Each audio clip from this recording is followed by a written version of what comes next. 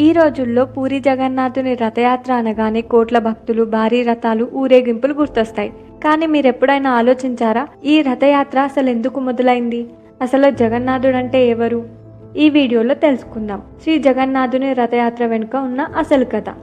Welcome back to my YouTube channel AK lovers of Radhakrishna. Rath Yatra వెనుక ఉన్న అసలు కథ చాలా తక్కువ మందికే తెలిసి ఉంటుంది. అసలు పూరిలోని జగన్నాథుడు ఎవరు?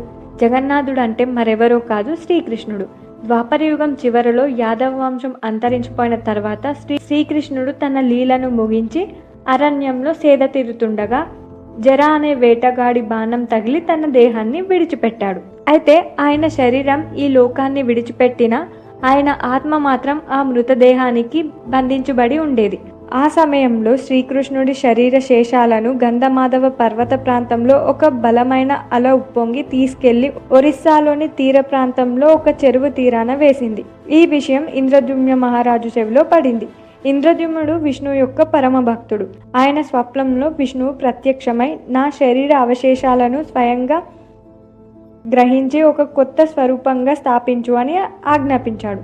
ఇంద్రద్యుమ్నుడు వెంటనే ఆ శరీర భాగాలను స్వర్గధ్రువ చెక్కతో కలిపి ఒక దేవమూర్తిని తయారు చేయాలనుకున్నాడు. అతను విశ్వకర్ముని పిలిపించి జగన్నాథ స్వామి, బలభద్రుడు, సుభద్రాదేవి విగ్రహాలను తయారు చేయమని ప్రార్థించాడు.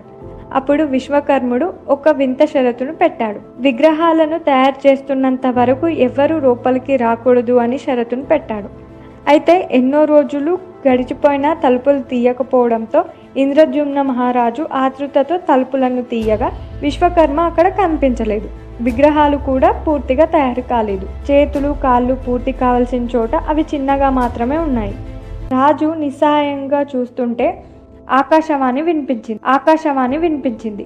ఇవి యుగ యుగాల పాటు భక్తుల్ని రక్షించేందుకు నేను తీసుకున్న జగన్నాథ రూపమే. ఇది అసంపూర్ణంగా కనిపించినా ఇది పరిపూర్ణత్వానికి ప్రతీక అని వినిపించింది. అక్కడి నుంచే శ్రీకృష్ణుడు జగన్నాథునిగా భక్తులకు దర్శనమిచ్చే దివ్య స్వరూపంగా మారాడు.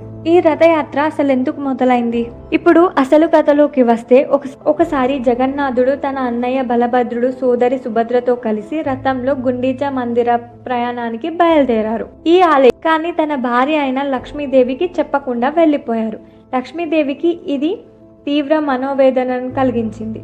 ఆమె కోపంతో జగన్నాథుని మందిరం తలుపులను మూసేసింది. ఈ సంఘటననే రథయాత్ర ప్రారంభానికి మూల కారణం.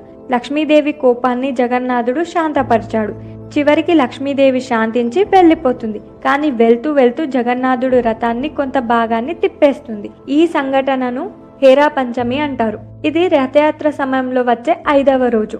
అప్పుడు జగన్నాథుడు తిరిగి ఆలయానికి వచ్చాడు. ఇదంతా జరిగే సమయంలో పూరి ప్రజలు, బ్రాహ్మణులు ఇది చూసి ఆశ్చర్యపోయారు. జగన్నాథుడు స్వయంగా బయటకు వచ్చి అందరికీ దర్శనమిచ్చాడు. ఇదే మొదటి రథయాత్ర. జగన్నాథుడు ఆలయం నుండి బయటకి రావడం గుండీచా యాత్ర, తిరిగి రావడం బహుళ యాత్ర. అప్పటి నుండి ప్రతి సంవత్సరం ఈ భక్తియుక్తమైన రథయాత్ర జరుగుతుంది. మరిన్ని జగన్నాథ గాథలు, పురి ఆలయ రహస్యాలు తెలుసుకోవాలంటే వీడియోని లైక్ చేయండి, షేర్ చేయండి, ఛానల్ని సబ్స్క్రైబ్ చేసి సపోర్ట్ చేయండి.